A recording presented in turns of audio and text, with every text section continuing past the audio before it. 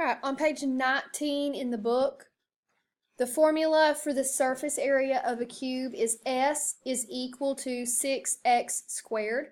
Now, anytime they give you a formula, it is important that capital S is standing for surface area. That's the total surface area of the cube. X is the length of one side.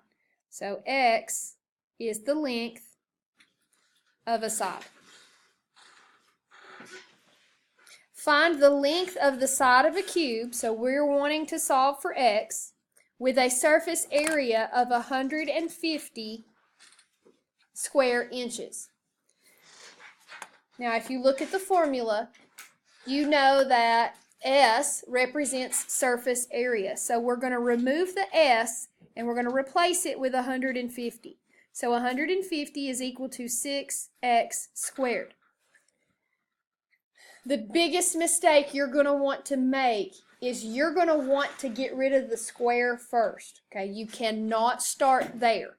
You can only take the square root after the x squared is isolated, because 6 is not being squared. Okay, it's just a whole number 6. We're going to need to move the 6 from the right to the left. Opposite operations allows us to do that. If we want to cancel 6 times something, we do the opposite of multiplication, which is division. If I divide on the right, I also have to divide on the left. The 6's eliminate, leaving me with x squared, and 150 divided by 6 is 25. So they've took the 6 sides of the cube. Total surface area was 150. You divide that down. One side of the cube is 25. Now, we want to know the length of one edge of the cube, so we have to eliminate the square. The opposite of squaring a number is taking the square root. If we take the square root on the right, we also have to take the square root on the left. The square and the square root cancel, leaving us with x, and the square root of 25 is 5.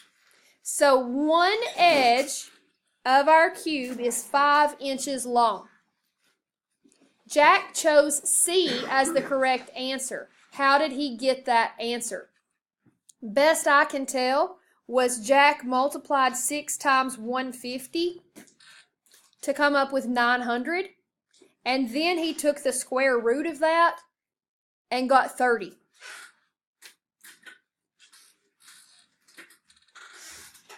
Number 2. Choose yes or no to tell whether the number is a perfect cube. Now, the beauty to these questions is in your notebook, we put the first 15 perfect squares and the first 10 perfect cubes. And I also told you you need to memorize those. Life is easier when you know some things in your head. Now, we just want to know, perfect cube, yes or no? 27 is a yes. It is the perfect cube of 3. 3 times 3 times 3 makes 27. 100 is not a perfect cube. 100 is a perfect square of 10 times 10. 125 is a perfect cube, and it is the perfect cube of 5. 5 times 5 times 5 makes 125. The last one is 1,000, and it is also a perfect cube of 10 times 10 times 10. All right, sliding on down to number 3. The formula for the volume of a square pyramid, hopefully you guys know what a square pyramid is. It means it has a square base. Looks like this. It's a square pyramid. The volume is V is equal to base squared times H divided by 3. Now they're going to tell you what all that represents. B is the length of one side of the square base. Okay, so B would be on that base. H is the height of the pyramid. Now the height of a pyramid runs from the center to the highest point. So that would be our H. Find the length of a side of the base of the square pyramid that has a height of 3 inches, that's important, they're giving us a value, and a volume of 25 cubic inches.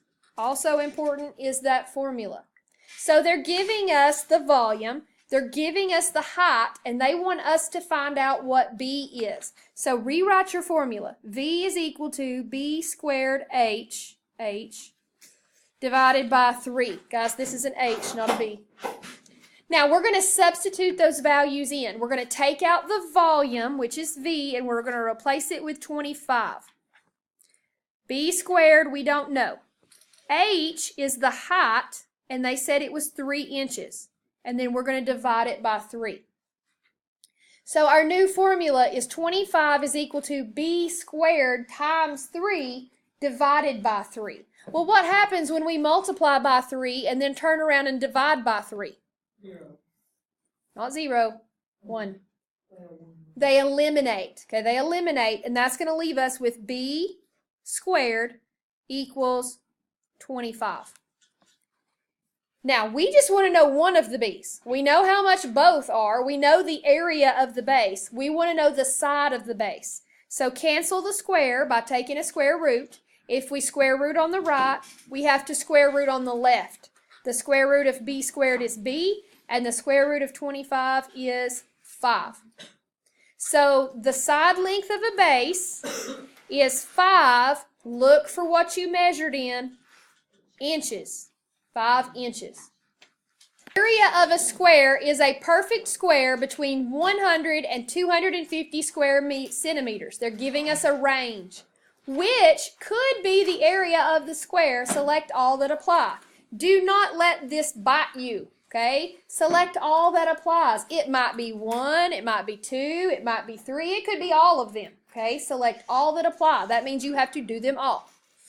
Okay, 102. Guys, we're talking about perfect squares. Remember that table in your notes? Just go to your table. You don't even have to calculate these. 102, is it a perfect square? No. 121, is it a perfect square? Yes. 11 times 11, is it also between 100 and 250? Yes. Don't forget there's extra stipulations there. 125 is not a perfect square, it is a perfect cube. 144 is a perfect square, 12 times 12, and it is also between 100 and 250, so it is correct. F, 225, that is the perfect square of 15. And it is also between 100 and 250. Okay, last one, F. 240 square centimeters is not a perfect square, so it is not correct. So you should have had B, D, and E. On a quiz, this would have been worth 6 points. Okay, each one would have been separate. Number 5, last one. The base of a cube is shown. The area of the base is 1/4 of a foot squared. What is the volume of the cube? Okay. These are the tricky ones. They're giving you the area. Remember, area is equal to side squared. They're telling you that the area is 1/4 of a foot squared. They want to know what is the volume. Now, volume is 3-dimensional, cubic. Area is 2-dimensional. You cannot jump from squared to cubed. You have to go from squared to 1-dimensional single side, and then you have to cube it. So you've got some intermediate steps. First thing we want to know is how much is just S, or I guess it should have been X. S is fine. Now, to get S by itself, the opposite of a square is a square root. If we square root the right, we square root the left. Now, I have not shown you fractions yet. When we talked about exponents, I told you that you would give the exponent to the numerator and the denominator. You do the same thing with a radical. You're going to give it to the numerator, square root of 1. You're also going to give it to the denominator, square root of 4. And then you just simplify. The square root of 1 is 1.